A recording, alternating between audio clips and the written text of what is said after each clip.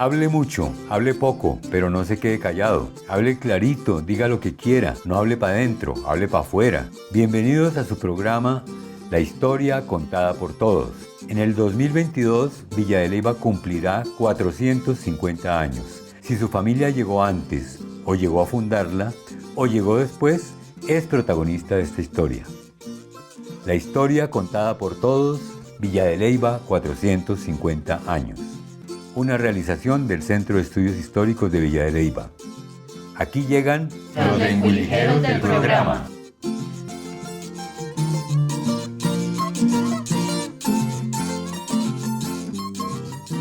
Siglo XIX en una aldea que duerme en la gloria de su pasado. Parte 2, años 1851 a 1900. El panorama de Villa de Leyva no cambió por saltar de un año a otro o de una década a otra, pero sí inquieta que las cifras no cuadren cuando de habitantes se trata.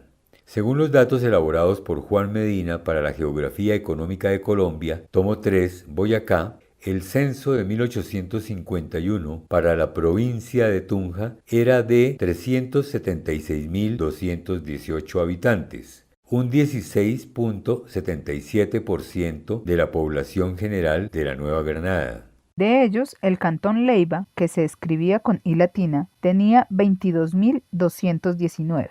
Leyva tenía 3.395. Casi la igualaban Guatoque, Tinjacá y Suta. Pero Gachantivá, con 4.029, y Ráquira, con 4.727, la superaban en un 20 y 35%. Estos cálculos de alguna manera nos indican para dónde se fue el agua al molino.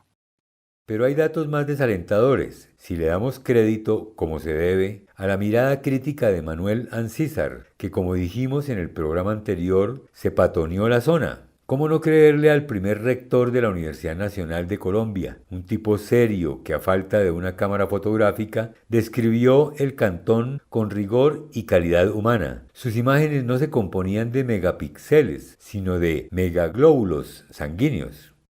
Dice Ancísar respecto de Leyva: la villa se compone de un número razonable de casas, estas mal construidas y peor amuebladas, en que se albergan cerca de 2.000 habitantes, y está situada en un llano de 1.982 metros sobre el nivel del mar, con 20 grados centígrados de temperatura media, aires secos y en extremos sanos. Vívese allí en la quietud y recogimiento peculiares de las poblaciones españolas y correspondientes a la falta de comercio y quehaceres activos, en tales términos que ni aun las autoridades cantonales se hallaban en el silencioso pueblo cuando llegamos. Cerca de Leyva y sobre el camino de Tunja nacen 3 fuentes termales, una de ellas tibia y ferruginosa que brota alrededor de un pequeño promontorio de sedimento y forma baños naturales no aprovechados todavía. Sin embargo, de ser la villa uno de los lugares preferidos por las gentes acomodadas de Tunja para ir a temperar durante la estación de páramos y excelente punto de convalecencia para los enfermos de tierras frías. Clic, la foto. Con esta descripción, al día siguiente podríamos estar distribuyendo un folleto turístico en toda la Nueva Granada. O a lo mejor lo hicieron, pero a la comisión le interesaban más los recursos alimentarios y reconocieron que tenemos aceitunas de buena calidad y buen tamaño. Llama su atención la extracción generalizada de carbón de piedra, aunque se reconoce que hay cobre, azufre y nitro, y se asegura que los cerros al occidente de la villa guardan criaderos abundantes de plata, riquezas aún inexplotadas. De esa dispersa población se dice que vive en sana paz, ya que no se registran acciones violentas o muertes que lamentar. Dícese de un nivel muy bajo y un volumen muy escaso de niños y escuelas, apenas 110 niños en 5 malísimas escuelas, y una alta tasa de nacimientos bastardos. Y Ancísar se lo achaca al mal ejemplo que dan los curas, o mejor, los ministros de la moral.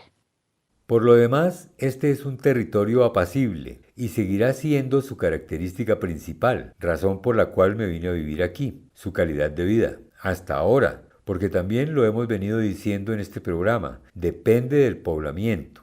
Pueblo chiquito, infierno chiquito. Del Seminario Contrapunto Transoceánico de la Fundación Amigos del Silencio 2021, presentamos al maestro Julián Navarro interpretando obras para guitarra de la época.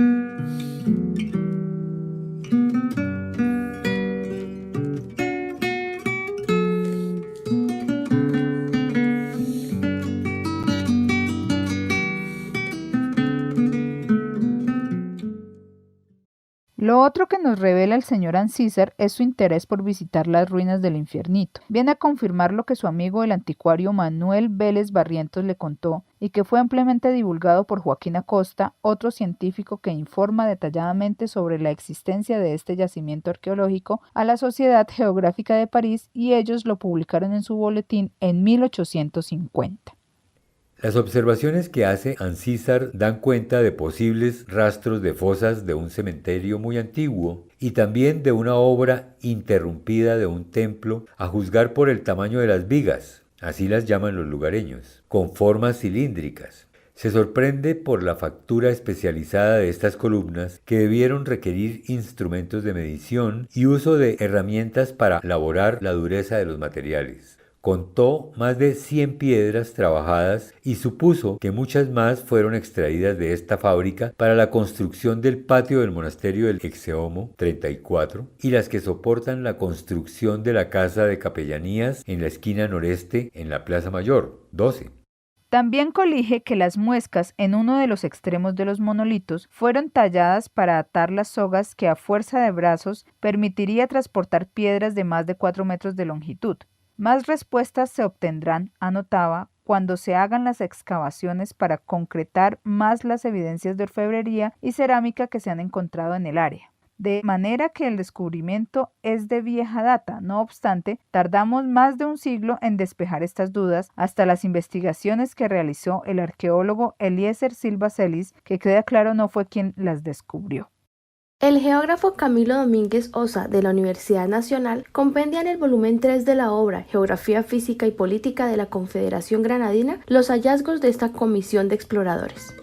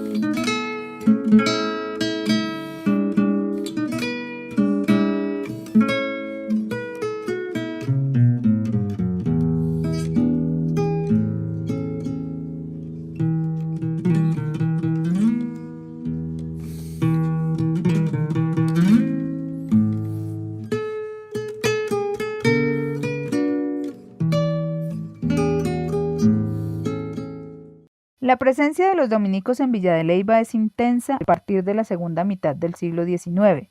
Se mueven con mucha frecuencia, las más de las veces porque así lo determinaron las autoridades nacionales, departamentales y municipales, que actuaban al vaivén de sus conveniencias y malquerencias políticas, es decir, producían mayor inestabilidad que equilibrio. Aquí les presentamos un registro de sus movilizaciones que pareciera más bien una bitácora de una empresa de mudanzas. El 9 de julio de 1859, el Cabildo de Villa de Leyva cede a la comunidad dominicana el antiguo convento de San Agustín, que se encuentra en gran abandono, para que funden allí su primer convento de reforma. El 31 de diciembre de 1859, el provincial declara erigido oficialmente el convento bajo el amparo de San Martín de Porres, y cariñosamente es llamado La Martinica. Se inaugura en el año nuevo, pero en tan solo 2 años, en 1861, el convento cerró sus puertas con la promulgación del decreto de desamortización de bienes de manos muertas, declarado por el presidente dictador Tomás Cipriano de Mosquera. En noviembre de ese año se comenzó la extinción de todos los conventos, monasterios y casas religiosas de uno y otro sexo. El convento dominicano pudo trasladar su comunidad a la capellanía del Monasterio del Carmen. La salida inminente y presurosa obligó a los religiosos a dejar muchos de sus preciados bienes ocultos en los recintos. Parte de ellos se exhiben actualmente en los museos de arte religioso y otros se guardan celosamente en las iglesias, como el cuadro original del Santo Exeomo, que se conserva en la casa cural de Sutamarchán. Desde el 26 de noviembre de 1883, el obispo de Tunja, Severo García, cede a los dominicos en pleno derecho la parroquia de Villa de Leyva y entra a regirla el padre Saturnino Gutiérrez de la Orden de Predicadores. Acto seguido se inicia en febrero de 1884 la construcción del convento dominicano en terrenos adquiridos en la parte alta de la ciudad con el fin de trasladar allí el estudiantado y el noviciado de la provincia. Con el cementerio sucede lo mismo. Era la costumbre de los tiempos que los restos de los fieles cristianos tuvieran como última morada los predios de la iglesia parroquial y los templos de los conventos, y en Villa de Leyva, hasta bien entrado el siglo XIX, permanecieron bajo el cuidado de las comunidades a pesar de sus constantes traslados. Aunque desde 1787 el rey Carlos III expidió una cédula que ordenaba la construcción de lugares aparte de estos recintos. Así, en 1871, el cementerio de Villa de Leyva se establece de manera definitiva en el sitio actual y el arzobispo señala una zona para los infieles, como para quedar todos junticos. En febrero 18 de 1880 se funda la primera comunidad religiosa femenina de origen colombiano, la Congregación de las Hermanas de la Tercera Orden de Santo Domingo, conocidas en un principio como Terciarias Dominicas y finalmente como Dominicas de Santa Catalina de Siena. Esta comunidad edificó su respetable arraigo con los grandes méritos de sus fundadores, la madre María Gabriela Durán Párraga, oriunda de Firavitoba, y el padre Fray Saturnino Gutiérrez Silva, quienes orientaron sus esfuerzos a proveer y amparar la educación y la salud colombiana.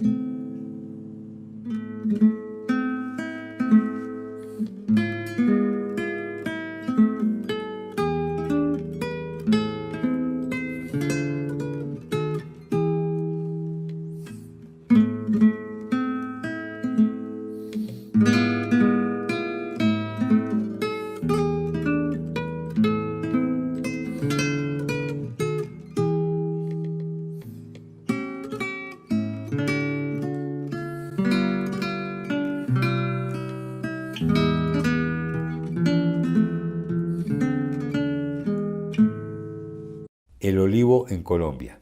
Otra sería la suerte de este territorio si le hubiéramos seguido la corriente al español José María Gutiérrez de Alba, de crear una sociedad agronómica para la aclimatación y cultivo del olivo y la vid, entre otras plantas.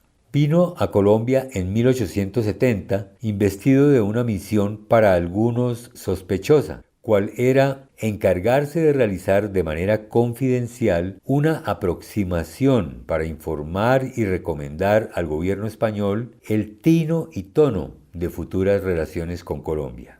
En tan solo una década, su misión lo llevó a recorrer todo el país y, fascinado como estaba, acometió empresas personales en Boyacá y Santander. A su paso por Villa de Leyva, encontró los olivos ancianos que habían plantado jesuitas en este valle y propuso en 1875 la creación de una sociedad anónima que tendría un soporte técnico jamás visto en estas tierras, un instituto agrícola en Villa de Leyva. Gutiérrez de Alba obtuvo la autorización para utilizar el claustro de San Francisco, le puso gran empeño y se encargó de obras de ampliación y restauración, instaló talleres de carpintería y herrería, invirtió en herramientas y aparatos agrícolas y plantó más de 12.000 árboles en vecindades con Sáchica.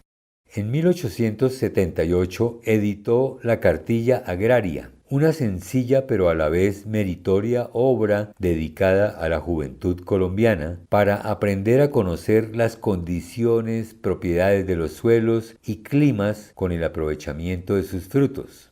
Esta obra no tiene precedentes en Villa de Leyva. Se constituye en un referente de estudio y valoración agrológica que nos sirve hoy para comparar las variaciones, por no decir afectaciones causadas en el uso indeterminado de los suelos y las pérdidas de su potencial. Aída Martínez Carreño concluye, abro comillas, quedaron como resultado más de 5.000 olivos nuevos y 1.000 matas de parra, pero el Instituto Agrícola, para el cual preparó un cuidadoso programa y publicó una cartilla, quedó truncado por desacuerdo surgido con José Eusebio Otálora, presidente del Estado, alrededor de la posesión y manejo del convento franciscano que le serviría de sede. Cierro comillas. A estas alturas, no sabemos qué pasa con el claustro de San Francisco. Ha sido pionero de valiosos servicios a la comunidad y al territorio, pero también ha sido víctima de antagonismos y adversidades que le mantienen en estado ruinoso. ¡Anímese a acabar con este mito! En todos los tiempos, como en este siglo que vamos cerrando, Villa de Leyva ha tenido el apoyo de personas foráneas, curiosamente creativas y proactivas. Personas animadas por mejorar la vida comunitaria y deseosas de ayudar a despertar un territorio con inmensas posibilidades. Una de ellas, muy controvertida por cierto, fue José María Vargas Vila, escritor que nació en Bogotá en 1860. Vivió un periodo muy corto en Villa de Leyva y va a terminar sus días en Barcelona en 1933. ¿Qué tiene de particular que este escritor, periodista y político, fundador de la revista Némesis, más leída en Nueva York y en París que en Bogotá, combatiente de las reformas del presidente Rafael Núñez y de los preceptos episcopales muchas veces alejados de las necesidades humanas, haya decidido vivir en un pueblo que dormía eras extras el sopor de este siglo? Pues Vargas Vila llegó a Villa de Leyva en 1885 y durante 3 años escribió algunas de sus obras como Aura o Las Violetas o una que puede ser fiel reflejo de sus vivencias villaleivanas, El Maestro. Ese es el oficio rutinario que le encantaba hacer cuando vivió en aldeas pequeñas como esta, donde dictó clases en la Escuela Urbana de Varones, actualmente Escuela Camilo Torres. Sorpréndanse. En tuslibros.com encontrarán este y 165 libros más de este autor. En su libro Villa de Leyva, Tradiciones y Anhelos, Napoleón Sáenz escribe, abro comillas, la juventud leivana oyó el relato de anécdotas que de su maestro Vargas Vila les hicieron Ramón Borrás, Arsenio Castellanos, Darío y Mario Ferro, los Neiras, Solórzanos, Quinteros, y otros de sus discípulos sobre su espíritu rebelde, el exaltado desafecto que rebelaba contra las dictaduras y el profundo fervor a sus ideas políticas. Cierro comillas. Y mientras en la escuela se cocinaban ideas revolucionarias y los vientos de guerras civiles empujaban a los muchachos a salir del valle de Saquencipá, ¿qué pasaba con los campesinos y las tierras? Extrañamos a Diego Arango, que debe estar parloteando con la diosa Clío. Si estuviera aquí, sería nuestro lengualigero mayor y nos pasaríamos como 100 programas hablando de esto. De su libro inédito Memoria Histórica e Imaginarios de Villa de Leyva, transcribimos estas citas.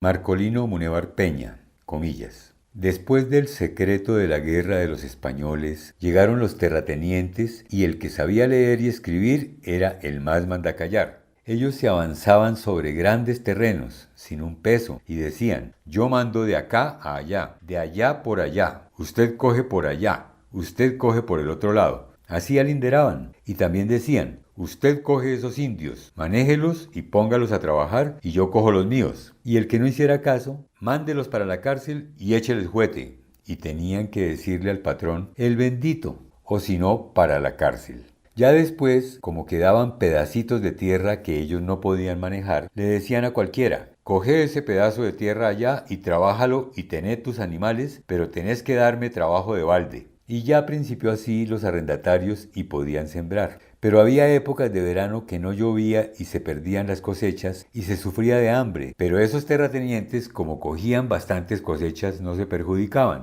Ya después, con las nuevas leyes, las cosas cambiaron y se organizaron los derechos a los pobres. El que tenía su pedazo de tierra no lo soltaba y les dijeron que tenían que pagarles a la gente todas las mejoras. Y así les dejaron su pedazo de tierra y se empezó también a pagar los jornales. Cierra comillas.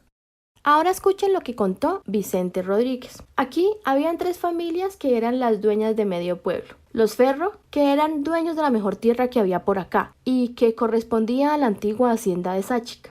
Los Neira, que eran los dueños de Sopotá y de todas las tierras de La Osada y de Curís. Carlos Rivadeneira heredó de su padre una hacienda que se llamó Iguaque y que era de 4.000 hectáreas. Los Rodríguez, del general Bautista Rodríguez, que eran dueños de La Rosita y de media vereda La Sabana. Y Melquisedec Neira decía, comillas, a la hacienda venía gente de Sáchica de la vereda del Espinal, del pueblo y de las veredas se venía a trabajar para el sustento. Unos éramos con obligación y otros no. Como mis papáes existían ahí, me mandaban a pagar la obligación hasta el Cárcamo, o sea, San Vicente, a la difunta Maruja Neira, hoy en día de Vicente Rodríguez, que eran dueños acá y allá por parte de la mamá. Y tocaba ir a pagar la obligación allá porque aquí no sembraban sino en compañía. Pagaban un sueldo muy poco, por ahí a 10 centavos diarios. Eran 4 días de obligación y el viernes y el sábado y el domingo era libre para lo de uno. De todas maneras nosotros los campesinos trabajamos todos los días. Mi papá me contaba que ya mi abuela le trabajaba a esos patronos y mi papá fue muchacho de esa familia y sufrió mucho. En ese tiempo la gente era muy atrevida y el que no tenía nada era humillado y le echaban fuete. No es como hoy en día que, bendito mi Dios, no tenemos que vivir humillados de nadie y ya se acabó la obligación. Al papá de uno le decía el patrón, córtese un poco de adobe para que se haga un ranchito y le daba por ahí la madera. Les tocaba casi por su cuenta hacer su casita en piso de tierra y su adobe, pero eso ya las tumbaron. Las casas de adobe son las haciendas viejas. Aquí la de José Neira, la de Dolores Rivadeneira, Diógenes Neira. El trigo se sembró hasta 15 años. La cebolla vino por unas personas que sembraron en el Emporio, cuando se acabó la mina de la Yesera, y luego la otra que era en la loma de Monsalve. De ahí se vino la civilización para mirar uno y ya la gente fue viendo las formas y cultivando. Cierro comillas. Esto dijo Juan Enrique Botero. Las grandes haciendas de la zona eran la antigua hacienda de Sáchica, la antigua hacienda de Sopotá que pertenecía a la familia Neira y el olivar de la familia Guerra. La hacienda del Emporio corresponde a lo que fue antiguamente la hacienda Sáchica. En el siglo XIX perteneció a la familia Ferro y en 1906 se hizo una partición material, pues 2/3 partes estaban en Sáchica y 1/3 lo que corresponde al Emporio en el municipio de Villa de Leyva. Se dividió en 3 propiedades con extensiones iguales del orden de 324 fanegadas que incluían zonas quebradas, zonas de cerro y unas pequeñas zonas planas. En esa partición le correspondió la parte de Andalucía a Carmen Ferro, Santa Teresa a Rosita Ferro y el Emporio a Campuzano Márquez, que en la década de los 20 construyó la casa y en los años 30, por una deuda que tenía con mi abuelo Manuel Iriarte, le canceló con este terreno. En ese entonces la hacienda era únicamente de ganado y no había nada de cultivo. Mi abuelo venía una vez al año a hacer su inventario, pues cuando recibió esto era muy difícil venir a esta zona de Boyacá. Estas zonas eran cebaderos de ganado porque el valle era calcáreo y con mucha sal, y eso hacía que el ganado engordara y cogiera mucha fortaleza, pero el ganado de leche no se daba bien. Eran zonas que tenían la particularidad de que las aguas de escorrentía no salían con facilidad al río Sáchica y se quedaban en el valle y anegaban toda esa zona. Hay más, mucho más. En el libro Memoria Histórica e Imaginarios de Villa de Leyva, es como la Biblia del territorio. Esperamos que pueda llegar a las manos de todo niño en Boyacá, si convencemos a las autoridades municipales, departamentales y nacionales de publicarlo para la conmemoración de los 450 años de Villa de Leyva el próximo año. Cerremos el siglo XIX con esta última, de Germán Telles y Ernesto Moore, en Villa de Leyva Sáchica, zona histórica, estudio analítico y reglamentario, Corporación de Turismo, Bogotá, 1982. Abro comillas.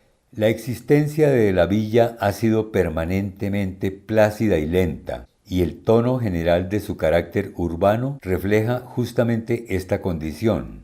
La conservación del contexto urbano de la ciudad se debe precisamente a la quietud socioeconómica que le cayó en suerte durante la época formativa de la República.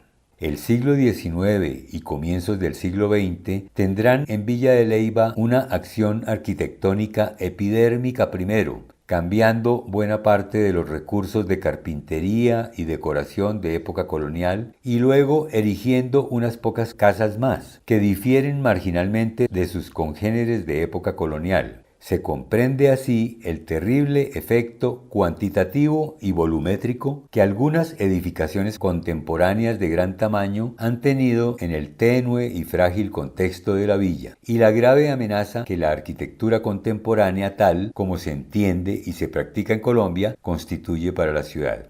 Por suerte, este peligro solo se ha plasmado hasta ahora, 1982, en ejemplos tales como la nueva Escuela Normal, el Hotel Duruelo y 3 o 4 casas nuevas de gran tamaño. Bastarán 2 o 3 edificaciones más de gran tamaño para pervertir completamente la índole ambiental de la ciudad. Cierro comillas. Agradecemos al Hotel Mesón de los Virreyes por permitirnos la grabación de nuestro programa aquí en la Biblioteca La Hoja.